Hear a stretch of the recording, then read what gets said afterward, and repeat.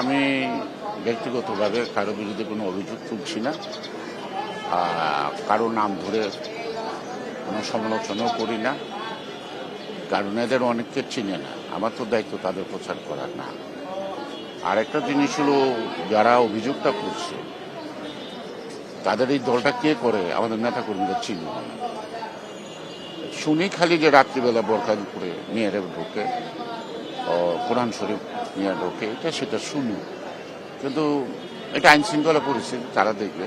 নির্বাচন আচরণ বিধি লঙ্ঘন হলে সেটা নির্বাচন কমিশনের দায়িত্ব, আমার না। আমি অনুরোধ করব, নির্বাচন কমিশন যে সকল বিধি বা প্রার্থীদের জন্য নির্বাচন আচরণ বিধি তৈরি করছেন, তারা যেন সঠিকভাবে সেটা অনুসরণ করেন। আমরা এখানে কোনো ব্যর্থ করব না। আর একটা জিনিস হলো, যাদের পরাজয়ের আশঙ্কা থাকে তারা একটা অভিযোগ বেশি করবে। তো সেই দিক দিয়ে আমি বলবো যে আমাদের কারো বিরুদ্ধে অভিযোগ নাই। আমরা দেশটাকে আগামী দিন কীভাবে করব সেই কথাগুলি বলবো।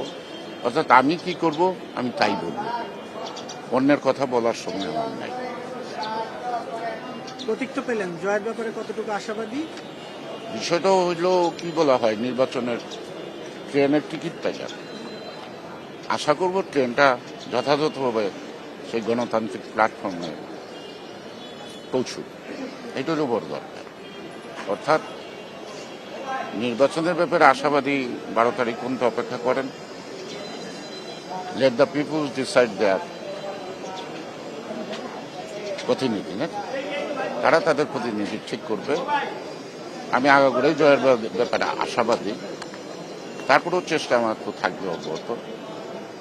আর আজকে এই নির্বাচনটা সুষ্ঠুভাবে হয়ে যায়, আমাদের জয় পরাজয়টা বড় কথা না, জনগণের জয় হোক, এটি আশা করি।